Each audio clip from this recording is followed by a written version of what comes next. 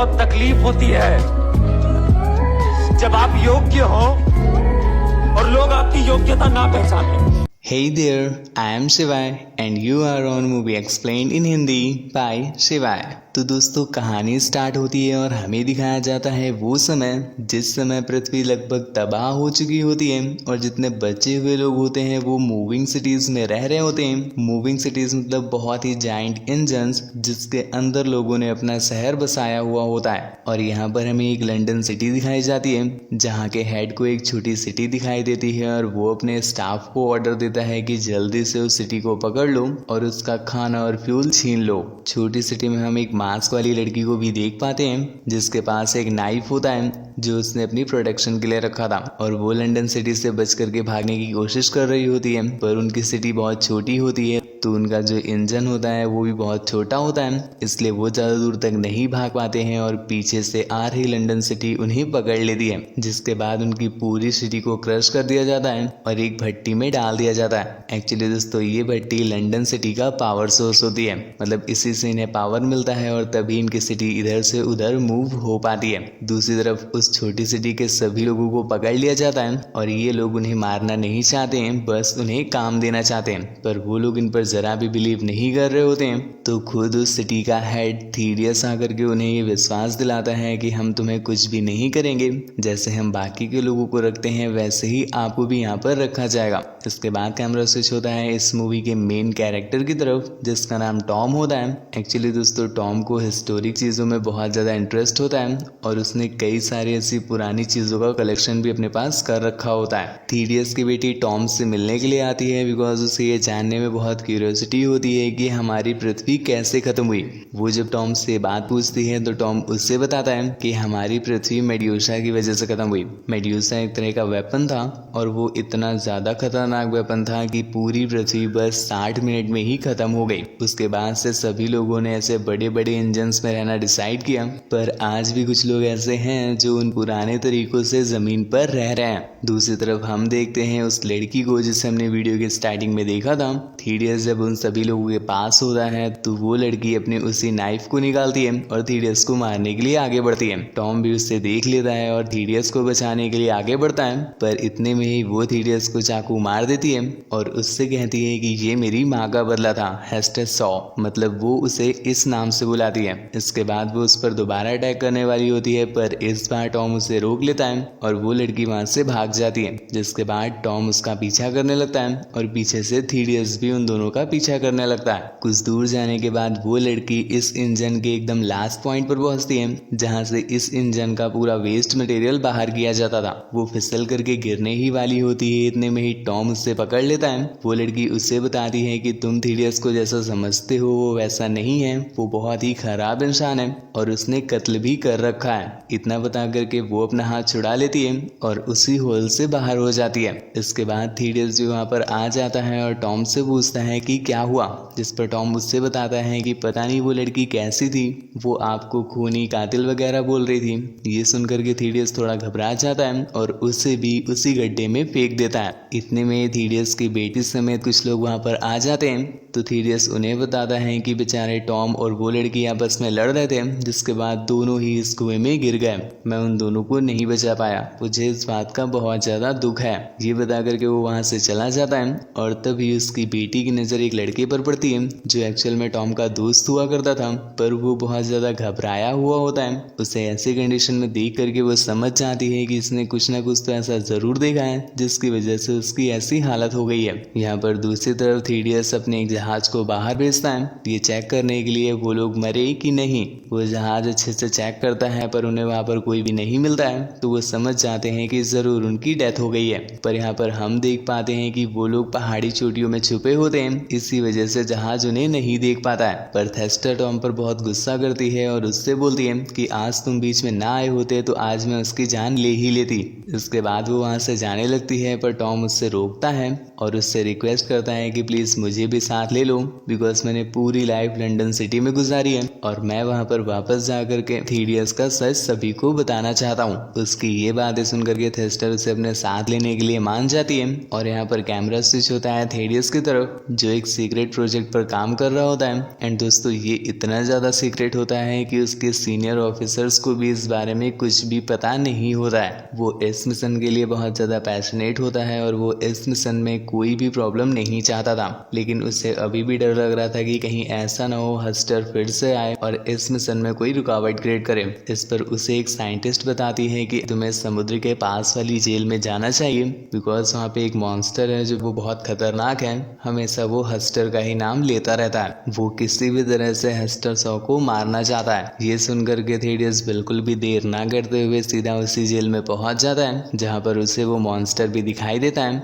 इसके बाद वो उस जेल पर हमला कर देता है जिससे वो मॉन्स्टर आज़ाद हो जाता है और हस्टर को ढूंढने चला जाता है। दूसरी तरफ हस्टर और सॉ खाना ना होने की वजह से एक बहुत ही पुरानी ब्रेड को खा रहे होते हैं। उसे खाने के बाद वो लोग सो जाते हैं, पर तभी हस्टर की आंख खुलती है और वो देखती है कि टॉम किसी सिटी को पास बुलाने का इशारा कर रहा है। एक्चुअली दोस्तों टॉम हेल्प के लिए सिटी को बुला रहा था, पर जब हस्टर उस सिटी को देखती है तो उसे समझ आ जाता है कि ये सिटी इंसानों का शिकार करती है और उन्हें अपना गुलाम बना लेती है। इतने में ही वो लोग उन पर अटैक भी कर देते हैं, पर तभी एक अच्छी सिटी वहां पर आ जाती है और वो उन दोनों को बचा लेती है और अपने साथ ही रख लेती है। वो लोग उनका बहुत ज्यादा ख्याल रखते हैं और उनकी बहुत केयर भी करते हैं। दूसरी तरफ थ्री इडियट्स की बेटी को ये लग रहा होता है कि उनके डैड की जान पर खतरा है, तो वो टॉम के उसी दोस्त के पास जाती है और उससे उस दिन के बारे में पूछती है, पर वो उससे कुछ भी बताने को रेडी नहीं होता है। जिसके बाद वो उससे बहुत ज़्यादा रिक्वेस्ट करती है और ये बोलती है कि मेरी डैड की जान पर खतरा है, प्लीज़ तुम मेरी हेल्प करो।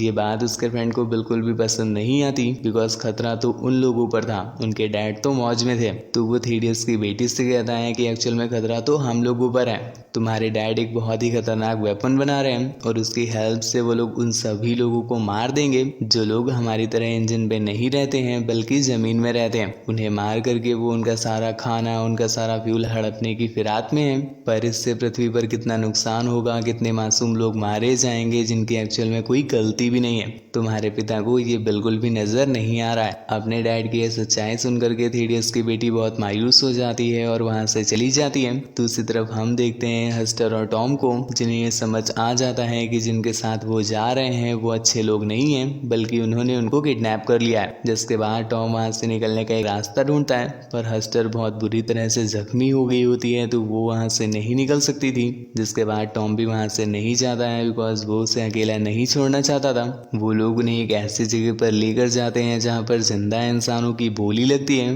मतलब एक तरह से बोले तो स्लेव्स बेचे जाते हैं। यहाँ पर हस्टर की बोली लगने ही वाली होती है कि तभी वहां पर एना आ जाती है। दोस्तों एना जो है वो लंदन सिटी की मोस्ट वांटेड है, बिकॉज इन्हें लंदन सिटी के रूल्स बिल्कुल भी पसंद नहीं होते हैं, तो ये वहां पर पूरी तरह से बैन होती हैं और मोस्ट वांटेड लिस्ट में होती हैं। वो वहां पर आकर के गोलियां चलाने लगती हैं और किसी तरह से उन दोनों को बचा लेती है और अपने साथ ले ही जा रही होती है कि तभी वहां पर वो ग्रीन आइज वाला मॉन्स्टर भी आ जाता है। और यहाँ पर हमें एक बात रिवील होती है कि हस्टर उस मॉन्स्टर को बहुत ही अच्छे तरीके से जानती है, पर कैसे ये बात हमें अभी नहीं बताई जाती। वो हाथ धो करके हस्टर की जान लेने के पीछे पड़ जाता है, पर किसी तरह से एना उससे भी डिफीट कर देती है और उन दोनों को अपने साथ अपने प्लेन में ले आती है। अपनी डेस्टिनेशन पर पहुंच जाने के बाद एना हेस्टर से पूछती है कि तुम उस मॉन्स्टर को कैसे जानती हो, जिस पर हेस्टर उसे बताती है कि जब थ्री इडियट्स ने मेरी मॉम को मार दिया था तो मैं इस मॉन्स्टर को मिल गई थी, जिसके बाद इसने मुझे पाला पोसा और इतना बड़ा किया। मॉन्स्टर मेरा बहुत ज़्यादा ख्याल रखता था, लेकिन फिर भी मैं कहीं ना कहीं उदास रहती थी। जिसके बाद उसने ये डिसाइड किया कि वो मुझे अपने जैसा बना देगा ताकि मेरे अंदर कोई भी फीलिंग्स ना रहें और मैं कभी भी उदास ना हूँ। इस पर वो हेस्टर से वादा भी करवाता है कि तुम मॉन्स्टर बनोगी, जिस पर वो हाँ बोल देती है और उससे वादा भी कर देती है। पर तभी कुछ समय बाद उससे पता चलता है कि उसकी मॉम का कातिल थ्री इडियट्स अभी जिंदा है, तो वो उससे बदला लेने के लिए उसका वादा तोड़ करके वहां से भाग आती है और इसी वजह से मॉन्स्टर उसे ढूंढ रहा था उसे मारने के लिए। दूसरी तरफ हम देखते हैं कि लंदन सिटी अपनी जगह से भटक जाती है और वो एक दूसरे रास्ते पर जाने लगती है। ये बात जब वहाँ का सीनियर ऑफिसर देखता है तो वो सीधा थ्री इडियट्स के पास आता है और उससे बोलता है कि तुमने सिटी की डायरेक्शन किससे पूछ के चेंज की, जब तक मेरे ऑर्डर्स नहीं आते हैं सिटी अपने डायरेक्शन नहीं चेंज करती। वो ये सब बोल ही रहा होता है, पर तभी वो देखता है कि थेडियस ने एक बहुत ही बड़ा वेपन बनाया होता है। दोस्तों ये जो वेपन होता है यही मेड्यूसा वेपन होता है, जिससे एक बार पहले भी दुनिया खत्म हो चुकी है। वो उसे ये सब करने से रोक पाता है, इससे पहले ही थेडियस उसे गोली मार देता है और उसकी डेथ हो जाती है। ये सब करते हुए थेडियस की बेटी और टॉम का फ्रेंड भी देख लेते हैं। इस पर थेडियस की बेटी को पूरी तरह से क्लियर हो जाता है कि उसके डैड एक कातिल है। दूसरी तरफ हम देखते हैं हेस्टर, टॉम और एना एक जगह पर आए होते हैं। एक्चुअल में दोस्तों एना का ये बेस होता है, यहाँ पर वो अपने साथियों के साथ काम करती है और तभी उनमें से एक साथी उन्हें आकर के बताता है कि लंदन सिटी उनकी तरफ बहुत ही जोरों शोरों से आ रही है और वो उन पर अटैक करने वाली है। यहीं पर हेस्टर अपनी मॉम और थेडियस की हिस्ट्री बता रही होती है, जिसमें वो बताती है कि थेडियस और मेरी मॉम एक बहुत अच्छे फ्रेंड हुआ करते थे और उन दोनों ने साथ मिलकर ही मेड्यूसा को बनाया था। पर जब मेरी मॉम ने मेड्यूसा पर कंट्रोल करने वाली एक डिवाइस बनाई तो इसे देख करके थेडियस बहुत ज्यादा लालच में आ गया और इसी वजह से उसने मेरी मॉम को मार दिया ताकि पूरा मेड्यूसा का कंट्रोल उसके हाथ में आ जाए। ये सुनकर के वो सभी लोग ये डिसाइड करते हैं कि इसकी मॉम ने जो मेड्यूसा को कंट्रोल करने वाली डिवाइस बनाई थी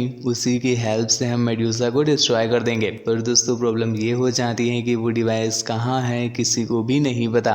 वो लोग कुछ सोच पाते हैं इससे पहले ही वहाँ पर वो मॉन्स्टर आ जाता है और चारों तरफ तबाही फैलाने लगता है। एना के लोग उसे रोकने की बहुत ज्यादा कोशिश करते हैं, लेकिन सारी कोशिश नाकाम हो जाती है और मॉन्स्टर टॉम को पकड़ लेता है उसे मारने के लिए। टॉम की ऐसी कंडीशन देख करके हेस्टर बहुत ज्यादा उदास हो जाती है और रोने लगती है, बिकॉज वो भी कहीं ना कहीं टॉम से प्यार करने लगी थी। मॉन्स्टर जब हेस्टर की आंखों में आंसू देखता है तो वो बहुत ज्यादा इमोशनल हो जाता है, बिकॉज वो उसकी बेटी की तरह थी और वो कभी नहीं चाहता था कि उसकी बेटी रोए। यहाँ पर मॉन्स्टर को बहुत ज्यादा रिग्रेट होता है कि उसकी वजह से ही उसकी बेटी को रोना पड़ा, तो वो खुद को ही नष्ट कर लेता है। पर अपने आप को खत्म करने से पहले वो हेस्टर को एक लॉकेट देता है और उससे बोलता है कि जब तुम मुझे मिली थी तो ये लॉकेट तुम्हारे पास था। वो लॉकेट ले करके हेस्टर बाकी सभी लोगों के साथ वहां से निकल जाती है और पीछे वो बेस और मॉन्स्टर दोनों तबाह हो जाते हैं। यहाँ पर हेस्टर के साथ बाकी के सभी लोग सैंगहो में पहुंच जाते हैं। दोस्तों सैंगहो एक ऐसी सिटी थी जहाँ के सभी लोग जमीन में रहा करते थे।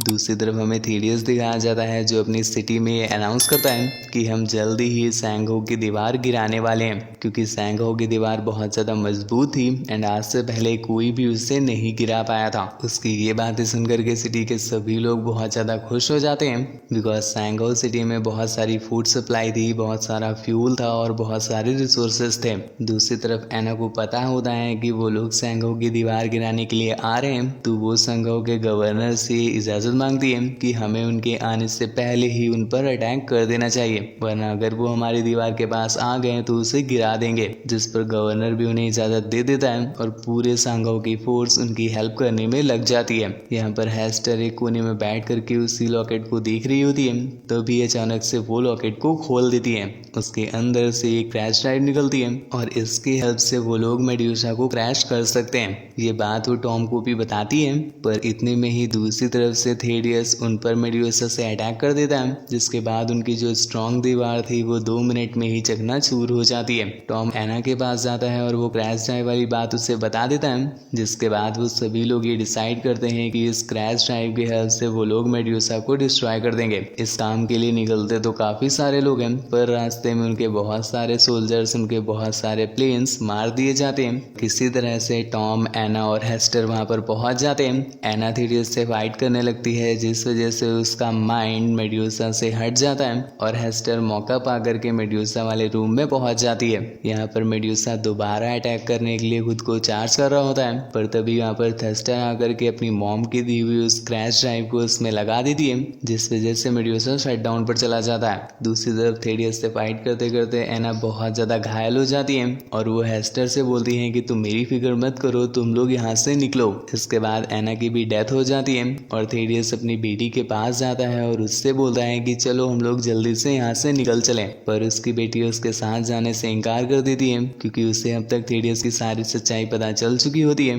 अपनी बेटी की ऐसी बावली बावली बातें सुन करके वो अकेले ही वहाँ से निकलने का डिसाइड करता है, पर हेस्टर उसका रास्ता रोक लेती है, बिकॉज अभी तक उसका बदला पूरा नहीं हुआ था। वो उसे मारने ही वाली होती है, पर इससे पहले थेडियस उसे एक राज बताता है कि हेस्टर तुम मेरी ही बेटी बेटी हो, बिकॉज हम और तुम्हारी मॉम बहुत ज़्यादा क्लोज थे और यही रीज़न है कि तुम आज यहाँ पर हो। दूसरी तरफ हम देखते हैं थेडियस की बेटी को, जो लंदन सिटी के कंट्रोल रूम में होती है। वो इस लंदन सिटी को रोकना चाहती थी क्योंकि ये बहुत ही तेजी के साथ उस दीवार की ओर बढ़ रही होती है, लेकिन उससे सिटी नहीं रुक पा रही होती है, तो वो टॉम की हेल्प लेती है। इसके बाद वो लंदन सिटी के पावर सोर्स को, मतलब उसी भट्टी को डिस्ट्रॉय कर देता है, जिससे अब लंदन सिटी को पावर ही नहीं मिलेगा, तो वो कुछ दूर जा करके अपने आप ही रुक जाएगी। टॉम वहां से बाहर निकलता है तो वो देखता है कि थेडियस और हेस्टर के बीच अभी भी फाइट चल रही है, तो वो अपने प्लेन को वहां पर ला करके हेस्टर को बचा लेता है और थेडियस नीचे गिर जाता है। जमीन पर गिर करके वो जब सामने देखता है तो उससे दिखाई देता है कि वही लंदन सिटी उसकी तरफ बहुत जोरों से आ रही है। ये देख करके वो आंखें बंद कर लेता है, मतलब अपनी मौत को एक्सेप्ट कर लेता है और लंदन सिटी उससे क्रश करके वहां से निकल जाती है।